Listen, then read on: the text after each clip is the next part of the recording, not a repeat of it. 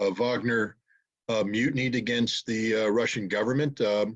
Wagner carried out an armed insurrection against the Russian government, and that armed insurrection has been crushed. Crushed. Now people say, well, wait a minute, Scott.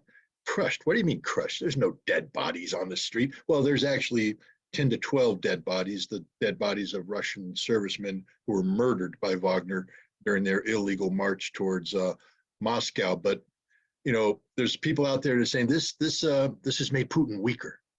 Putin's weaker. I never saw a stronger president in my life than the president I saw on TV on Saturday, who addressed this issue and made it very clear with his words that he called a spade a spade.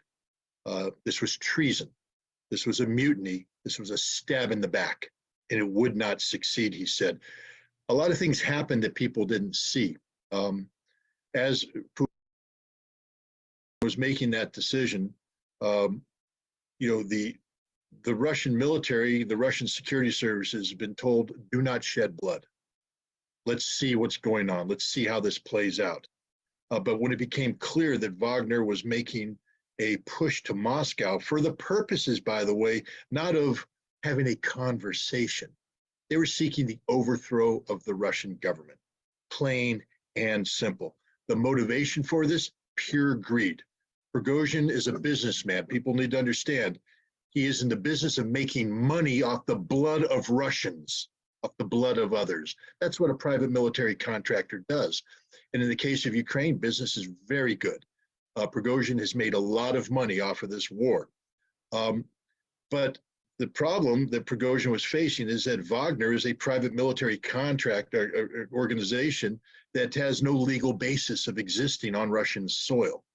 And although they were created in 2014 to help the ethnic Russians resist the criminal actions of the nationalist government in Kiev that took over after the illegal coup d'etat of the Maidan in February of 2014, once Russia consolidated the Donbass, Lugansk, Donetsk, and Novaya Russia, Kherson, Zaporizhia, into Russia through a referendum in the fall of 2022. The territory that Wagner was fighting on was Russian territory. And again, I just bring people back to the fact that there's no legal basis for Wagner now, none. The Russian government allowed Wagner to continue its fight. In many cases, there's a reason to believe that the Russian government was actually trying to bring a pause to some of the fighting to get Wagner withdrawn from the front lines to resolve this question of legality, and that Prigozhin continued the fight. People talked about, why did Shoigu not provide Prigozhin with the ammunition that he was requesting? Well, because it's illegal to give a mercenary organization operating on the soil of Russia ammunition. There's no legal way to do this. Prigozhin continued to push Wagner forward in violation of the law to create a new reality.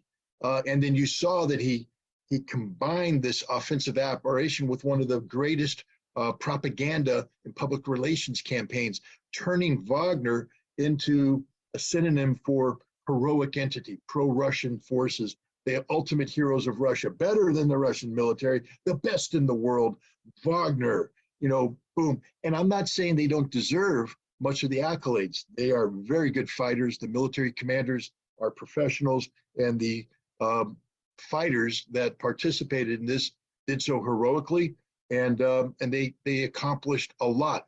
But I think we're learning more about the motivations of Prigozhin. This was a business deal.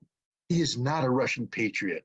He is a narcissist. He is a businessman. He is a greedy oligarch, and he wanted more and more. And he recognized that if the Russian government got its way and demanded that Wagner comply with the law by signing contracts that made them work on behalf of the Ministry of Defense and not Yevgeny Prigozhin, because ask yourself this, what rank does Yevgeny Prigozhin hold? Nothing. He's never been in the military. He's a convict turned businessman, protege of Vladimir Putin. He was the chef. Putin liked him, gave him opportunities. And Prigozhin, had he simply focused on the business opportunities that Putin gave him, is and would continue to have been a very wealthy man. But instead, he got greedy. And then he started to believe his own propaganda about his value as a military leader, his value as a Russian leader. And he decided that he wanted to be president. Now, he'll claim otherwise, but you don't send 8,000 troops to Moscow to challenge presidential authority unless you're seeking to usurp presidential authority. So, the question of, did he do this on his own? Was he colluding with foreign intelligence services? I think history will show that he was working in collusion with foreign intelligence services. There's too much collaboration taking place between the British, the Americans, the Ukrainians, and Prigozhin's actions. But what triggered Prigozhin has come out, and he straight up admitted what happened. He said that the Russian government was going to compel his forces to sign contracts, and that would be the end of Wagner. And he said, we don't want Wagner to be over. And so we were going to move on onto the headquarters of the Special Military Operation, that is the Southern Military District in Rostov, and confront Shoigu and Gerasimov, the chief of the Russian General Staff, and compel them to change this outcome. That's a mutiny. But this isn't a patriotic act. This wasn't designed to save Russia. This was designed to save Wagner as a money-making machine for Yevgeny Prigozhin. Yevgeny Prigozhin should go down in history as the traitor that he is, committing an act of treason. And Vladimir Putin will go down in history as the president who avoided a civil war. Do you want to know why Prigozhin stopped? It's not that he suddenly had an act of conscience and he said, oh, I feel sorry for what I did. He stopped because 2,500 Russian special forces were put out in the field in Serpukov. The initial reconnaissance elements of Wagner came up, saw them, reported back. They're waiting for us, dug in. They're going to kill us all. Meanwhile, Prigozhin got a phone call from Rostov that said 10 to 15,000 Chechen special forces have surrounded Rostov, are getting ready to come in, and they're going to kill us all. 8,000 Wagner people suddenly woke up to the reality that they were not immortal, that they were strung out on several hundred kilometers of highway, effectively surrounded by forces loyal to Vladimir Putin, that nobody rallied to their cause. Not a single Russian politician said, I support Prigozhin. Not a single Russian commander in the field said, I support Prigozhin.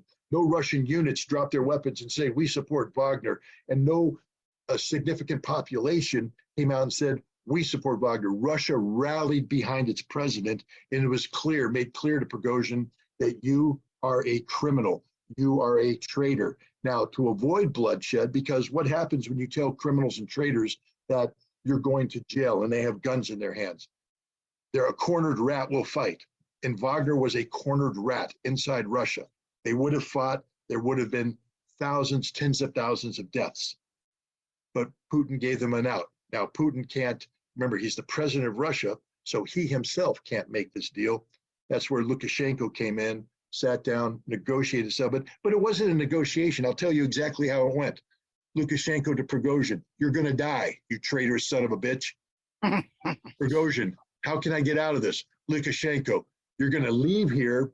You and the 8,000 traitors are going to come into exile in Belarus, and we'll work something out. But you're done. You're finished. It's over. And Prigozhin went, okay, and he left. That was the negotiation. It's not Prigozhin putting demands on there. People are saying Prigozhin insisted that there be changes at the Ministry of Defense, that Shoigu be fired. It's never going to happen. If and when Shoigu leaves the Ministry of Defense, it'll be because Vladimir Putin made the decision as the president that that's what's going to happen. But I can guarantee you that even if Putin was thinking before this, maybe it's time to replace Shoigu, he will not act on it now because it will look like Prigozhin pushed him to do it. What leader can allow a situation where even the perception of the fact that he yielded to a mutiny, that perception can't exist? For Shoigu is the Minister of Defense. He will continue to be the Minister of Defense. There's a lot of fantasy out there. He's under house arrest. He's being investigated for this and that and the other thing. Shoigu is the Minister of Defense, and I wanted people to reflect on this. On Thursday, before this mutiny, this treasonous act took place, the Russian army was winning. Remember, They were crushing the counteroffensive. The Ukrainians were in a pause because they couldn't attack anymore. They were wiped out, losing everything. Russian defense industry is pumping out weapons at a great efficiency. They will never run out of ammunition. You know who's responsible for that? Shoigu. So the notion that Shoigu's incompetent, not up to the task, is absurd.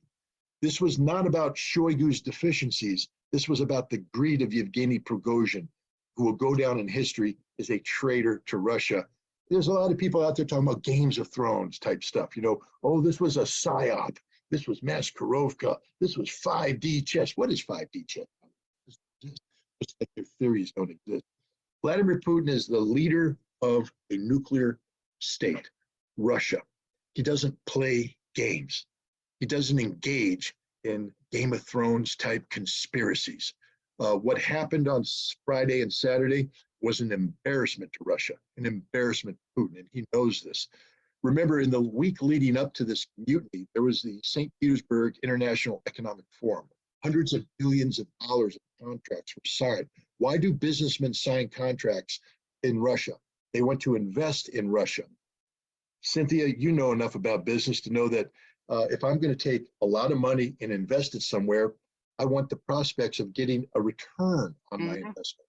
And I don't get my return on my investment in a country that's susceptible to armed mutinies and Banana Republic type military insurrections. So anybody who thinks that Putin was a part of this, conspiring to have some gain to isolate and identify, you know nothing about Putin, you know nothing about Russia, you know nothing about business. Putin was not a part of this. This is something Putin didn't want to have happen. When it happened, he acted decisively. It's been pinched off. It's over. But his job right now as a leader is to convince those who are going to invest in Russia that Russia is stable politically, economically, and that they will get good returns on their investments. That's very difficult to do when you have, thousands of mercenaries marching on your capital.